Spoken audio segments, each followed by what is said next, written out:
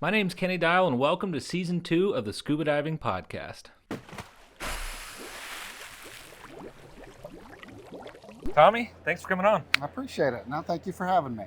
So, first of all, you're with St. Johns County. You're the dive team captain. I'm the dive team coordinator for St. Johns County Sheriff's Office. Coordinator. There's no captain. No captain. Okay, you're the boss. I'm the boss. Okay. Right. That's all. I'm the boss. You're the captain now.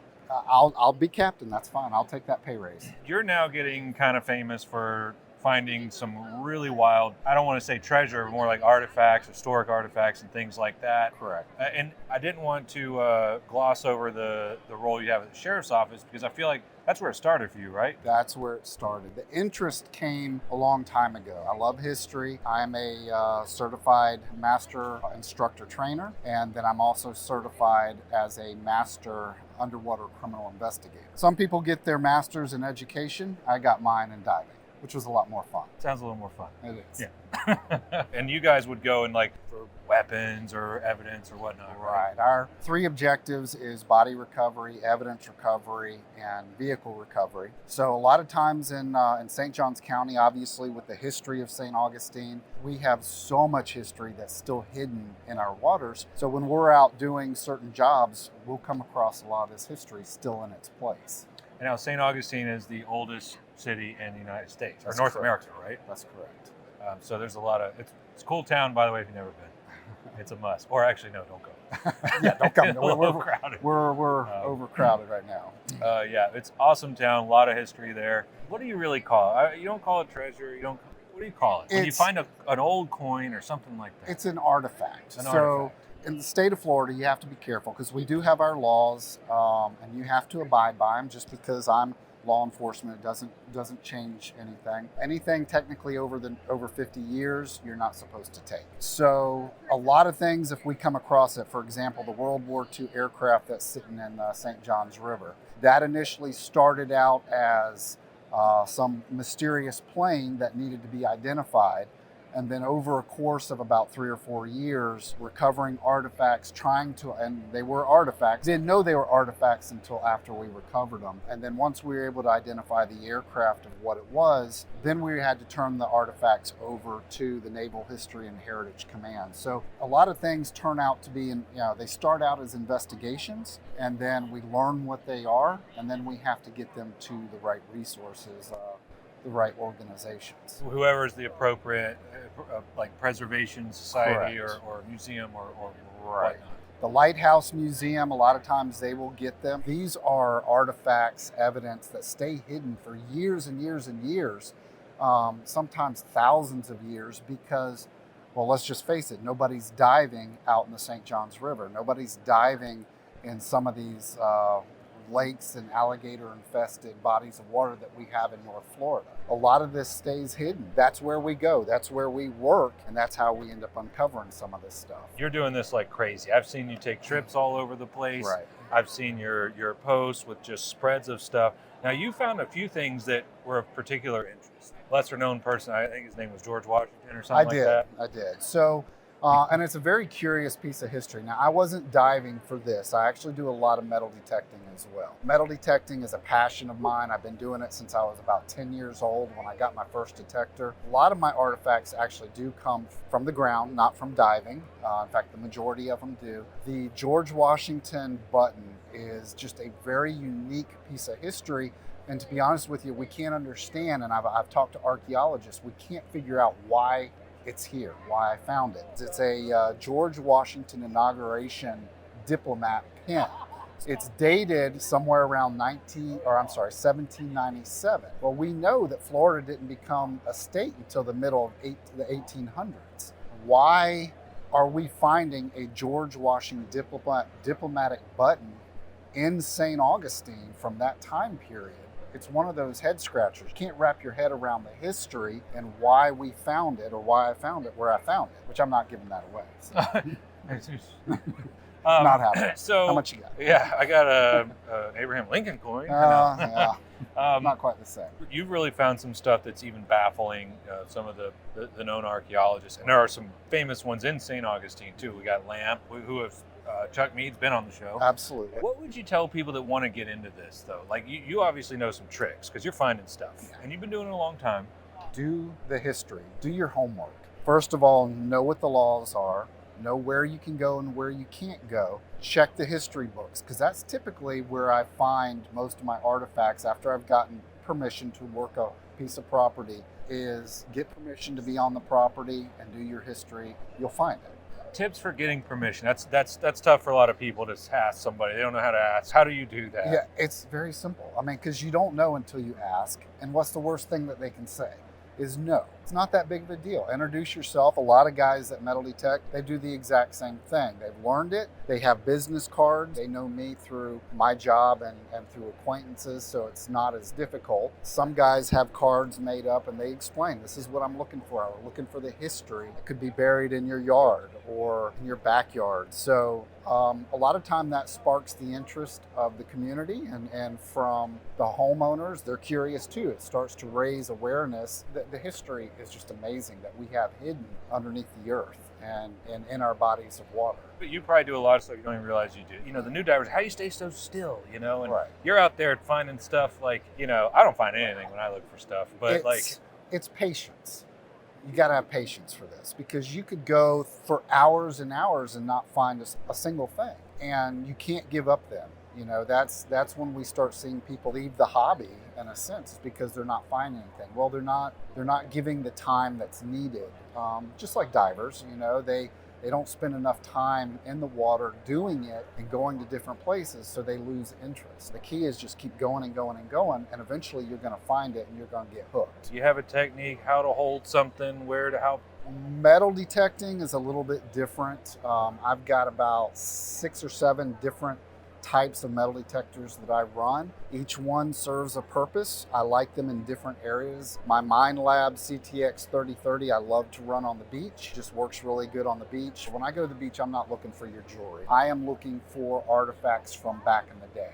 State of Florida says that you can work the beach, but you can't go into the water to recover anything. So, you know, there are some guys that are out there, you'll see them, they've been around for a while, they know the kind of the secrets. The metal detecting, having the right unit, spend the extra money for the good ones. You know, if you just go get a off-brand from Walmart, you're probably not going to have as much luck. Do it right the first time, and you'll start making those recoveries a lot faster. For underwater, is there a specific brand that you'd suggest? Mind no, Lab, we're not sponsored. No, not sponsored. Mind Unless Lab, they want to. Mind Lab makes a great underwater metal detector. In fact, I think they're here at DEMA. I've already run into them. And then JW Fisher or Fisher. I've got both of those as well. Those are also underwater detectors. They work fantastic. So I'm not promoting any of them, but I do like using them. And, you know, Garrett's. Yeah, unless they want to promote. And Like, I'll be happy to. Yeah. Like I said, you'll find more in Blackwater because nobody wants to be in these conditions. You know, you can go down to the Keys, sure. You can go to the islands, you might find some stuff. But here, North Florida, where we have some of the worst conditions, between the alligators, the sharks, the snakes, the snapping turtles, this thing called an alligator snapping turtle. I mean, It's real. It's a real thing. Scittowacs. Yeah. Yep. Yeah. So nobody really wants to dive in those conditions. I don't mind it so much. I actually prefer those conditions more than having visibility, because to be honest with you, I don't want to know what's swimming next to me. Yeah. So I'm with you on I can that get one. down in my little world and kind of disappear. And likely no man has ever been in before. And that's part of the adventure right there. It's a little creepy. It can be when something bumps into you and you don't know what it is, or you grab onto something that slithers out of your hands. Oh, That's pretty common. Whew. So for the divers on the team, you know, we've been told that you have to have a few screws loose to do something like this. And I guess, you know, my fiance would probably say that's correct. Scariest thing you've had happen? You're diving the Blackwater, the muddy stuff. Probably entrapments, because you can't see where you're going. St. Mary's River, where we dive for megalodon teeth, there's a lot of voids that you can swim into and you can't see them. So between entrapments, getting caught up in heavy-duty fishing line, or potentially even swimming into a cave and not even knowing you're going into it, that can be pretty scary. I because you don't know if you've swam far enough in, because you'll come up and you'll hit a ceiling. You've had that happen? I have. So the key, and you know this as a dive instructor, what's the number one killer for divers? Panic. Panic kills divers. So the key is not panicking. That's the number one killer for divers. Diver will panic in a simple situation that he could have got himself out of. It's just stay calm. Know that you got into a situation, so you should be able to get yourself out of it. So you're diving in black water and where you can't see anything, it's mud, North Florida, alligator snapping turtle, alligators, snakes, sharks, and they're bull sharks usually. Yeah, bull sharks. And all kinds of other, probably even worse things down there. The little stuff's the worst. And you're down there and you're looking for either fossils or artifacts or whatever you have to be doing. You're really just feeling, right? Right. And you can end up going into a cave and not realizing it. Correct. And you have had this happen. I have had that happen. I'm here today, so yes, I survived, and it's just recognizing what's happened. So if you're working in current and all of a sudden there's no current, then there's a good chance that you've got something in front of you or you have swam into something. The current is a good guide for us. As long as I've got current coming, I know I'm probably fairly safe. Once I lose that current, if I pop up and I hit my tank or my head on a ceiling, that's when the panic wants to set in, and you've just got to relax and then just backtrack where you just came and then find that current. Start moving side to side and backwards. And eventually you'll find your way into it again. It's a little spooky, but it's a good adrenaline rush too. Yeah, I didn't even I never even thought about that. Yeah. I don't think I could do it, man. Like I said, it's an adrenaline rush. Most of the Sure it guys is. that are on the team, they appreciate it. We don't know what's down there with us. We know we've got the bull sharks. We know we've got the alligators. Alligators in Florida don't bother me as much. They're surface hunters for the most part. As long as we're not bobbing on the surface, all they see is the top of our heads. So we look like a small target. We are not on their food list, so they're really not interested. They want to see what we are. They want to check us out. I hate being on the surface. I want to get down to the bottom as quick as I can. Coolest thing you have found underwater? Your favorite? I know you got a lot, but you got to pick one. Oh, the World War II plane was obviously a once in a lifetime kind of find. Not everybody comes across one, especially one that's been missing since World War II, basically. And they didn't know where it went down? Correct. That one's been missing since 1946. It made the papers. All you got to do is look it up. Some of the artifacts that we recovered included the navigational plotter board that was inside the cockpit that still had the pilot's handwriting on the navigational cockpit, or the navigational plotter board is what it's called. Back in the 40s, they did not have all these instruments to navigate with. They had to hand write everything. They had to map everything, all their distances, what direction they're going to, how far they've gone. They had to hand write this stuff. This pilot had all his handwriting still on there, including 4 fingerprints. Now, I've been told that's never happened before. How do you find fingerprints that are 70 years old underwater? So I didn't believe it myself. I actually did not believe it. I felt like it was impossible. FBI did a study on fingerprints, and fingerprints typically only last 75 days underwater. What we believe happened is pilots will do a pre-flight safety check of their planes. They still do it today. In that inspection, we believe he got grease on his hands, which transferred over to the plotter board. And then after he crashed, the marine growth grew over the plotter board and protected his handwriting and the fingerprints. We ran them through the FBI database. I ran them through a fingerprint expert, and we were able to determine they were original prints from the pilot. And you learned who the pilot was? Well, we know who the pilot is. The Navy still has not released his medical records to identify that print with the missing pilot. But he did go down in the summer of 1946, I believe.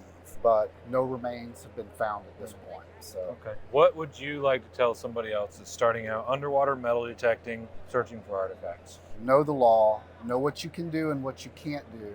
Do your homework on the sites. If you do your homework, you're going to find what you're looking for. But make sure that you're legally capable to take what you can take. If it's underwater, chances are you're not going to be able to take anything.